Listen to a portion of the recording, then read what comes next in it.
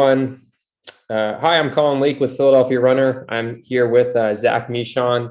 Zach is a post-collegiate runner. He graduated from St. Joe's last spring of 2021 and has been training post-collegiately. He finished second at the Rothman 8K in 23:34. While at St. Joe's, he was a five-time A10 champ. He also has three school records. PRs include 153, 1350. And then just recently ran a PR of 401, which is almost a 4-second PR in a mile. This was, a little over a week ago now at Penn State. Yep, that's correct. Zach, so sorry, let me get you kind of going in on this. So, first thing we kind of want to talk about was how did that race play out at Penn State for you? What was your goal kind of going into it? And, how did it all fare out for you? Yeah, well, it was kind of an interesting scenario because I was originally supposed to race up in Boston, but there was that big snowstorm that happened, and Boston ended up getting shifted around a bit logistically. So I was kind of scrambling last minute to find a meet that was going to be on Saturday and also going to be a competitive race. So I caught wind of this meet that was going to happen at Penn State, and a lot of teams were going there kind of to shift their schedules around. So when I was applying to get into the meet, I ended up getting booted to the second heat behind, some teams that were in there, like Villanova and Penn and Princeton. But me just entering unattached, I feel kind of lowered my value in terms of where I was going to be placed in the heats. Just, how coaches can be sometimes with coach loyalty and whatnot. But ended up being put in the second heat. There was still a pacer, thankfully. Before the race, I remember them saying they were going to take us through in about 2 flat or 159, which ended up being the case. I think it was 159 high through the 800, maybe closer to 2 flat. But I was just right up on the pacer's shoulder the whole time. And then he peeled off right before 800. And then I was basically left with just open track ahead of me. And, going through those last 4 laps on the indoor track, it was just basically just me versus myself. Every time I would come around, I'd see the clock and I would just be like, another 30-second lap, another 30-second lap. And I knew that at some point I was going to have to cut it down a bit, whether it'd be a 29 at the end of the race or I'd have a hard third quarter. Just getting the second half to be under 2 flat is all it would need to get under 4. But when there's nobody ahead of you and you kind of lose that competitive edge to step on the gas a little bit harder. So coming around the last lap, I saw 3:30 on the clock, and I was really just digging deep and going to the arms, but still made it around in about 30 seconds and just tied up just a little bit at the line, and didn't get that sub 4 mark that I was hunting for. But given just the whole situation, I'm still pretty stoked about it.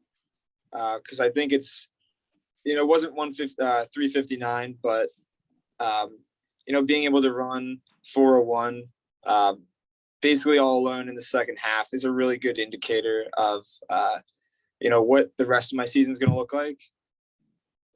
Yeah, absolutely. And also considering that that was the first time you've been on an indoor track this season. You haven't been on a track or racing on the track since last spring. And again, close to 4-second PR there. I know it's got to be kind of a bittersweet kind of thing. Awesome to lower the standard that much, but still right off that sub 4. real quick. So since you graduated college, are you still working with Gavin over at St. Joe's, or what's been, your, training been like since graduating? Been really interesting. I just made the decision to not race into the summer after I'd finished my 5th year at St. Joe's. Kind of was just like mentally drained from the whole spring and like trying to compete with like COVID going on. I was kind of demoralized a little bit in a way, but I shut it down for after the spring, and then into the summer I started to get my mileage back up. Like the summer is a good time just to get a lot of like miles under the belt, build up a good base for races in the fall, races in the winter and spring. So that's pretty much what I focused on.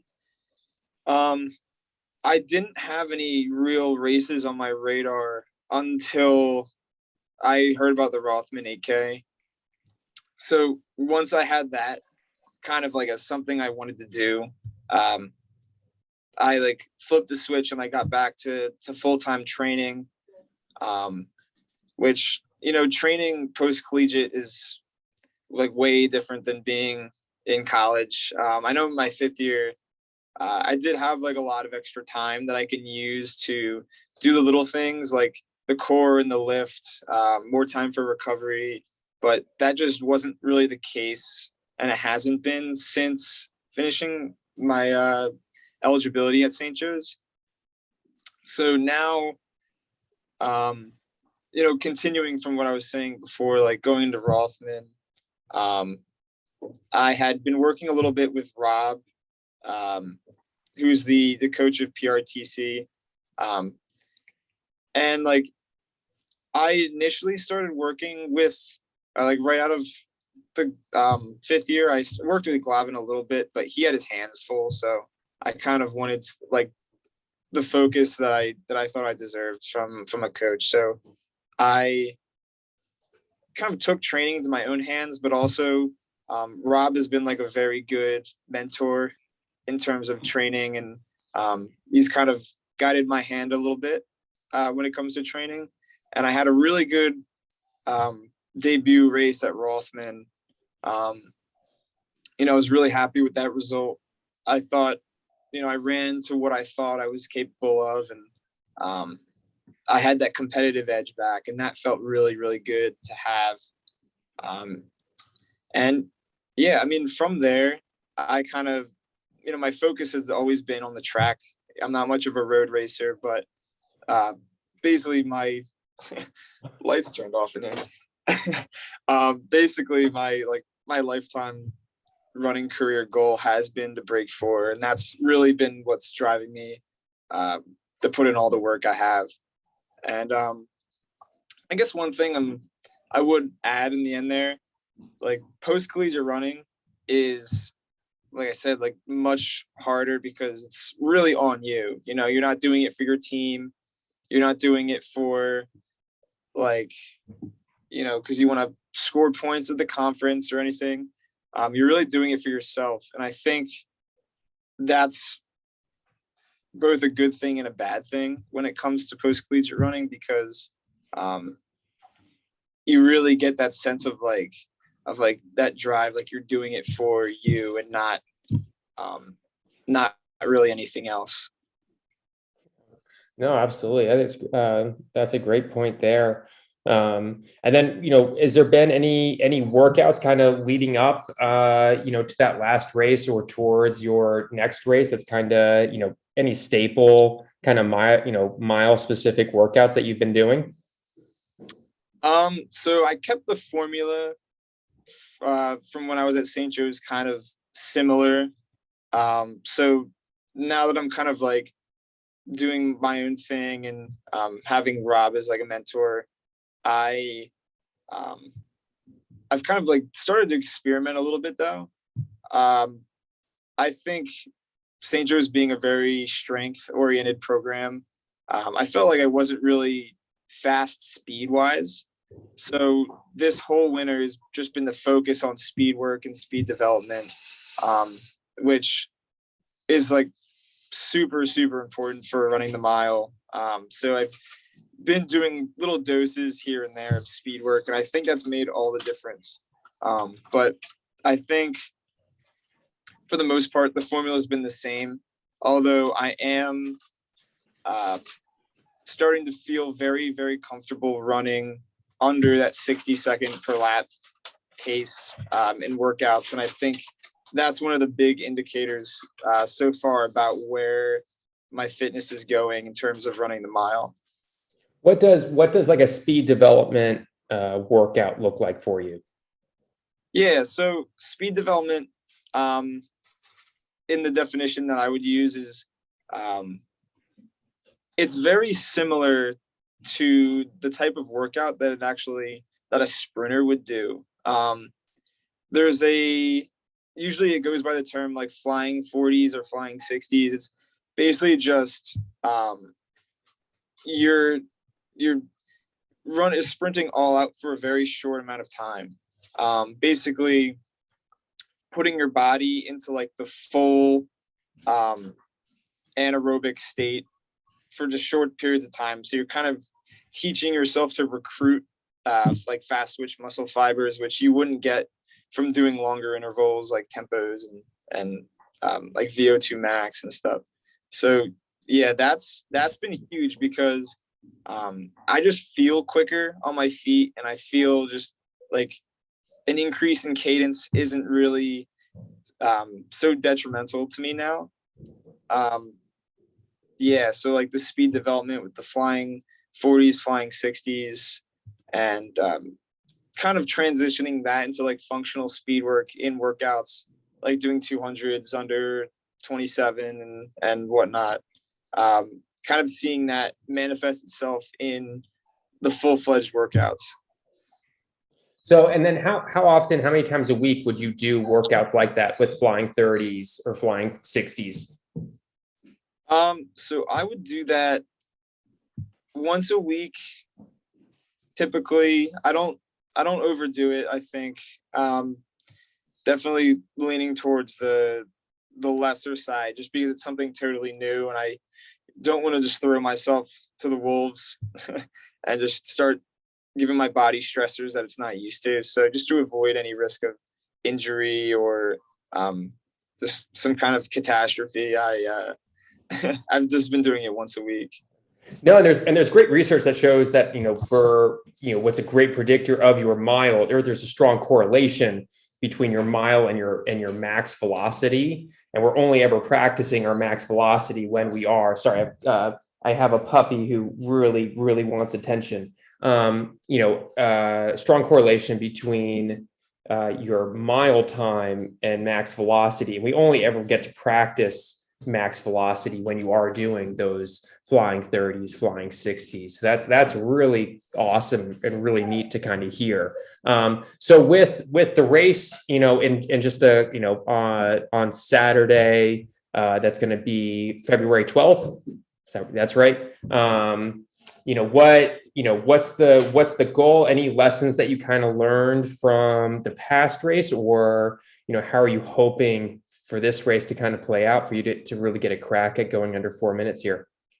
So I think it being at Boston is definitely a big factor. I mean, that track is notorious for fast times. People travel from all over the country to run there. But actually the Valentine meet in particular is also notorious for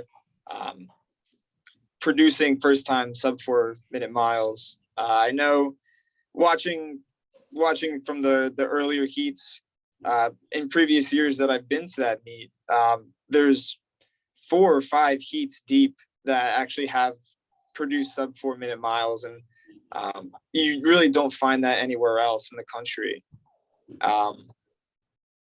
Yeah. And like, I had that race kind of on my radar as like my main focus of the winter.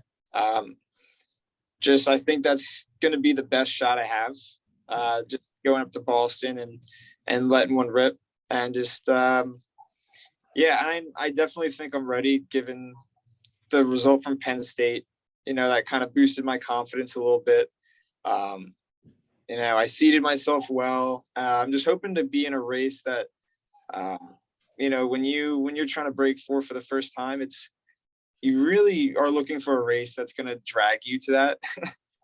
Like, it sounds funny to say, but like, just being dragged to a time is kind of the best way to do it, because if you focus on running X amount of time per lap, you're going to get in your head a little bit, and you just want to focus on the competitive aspect and just like the racing portion.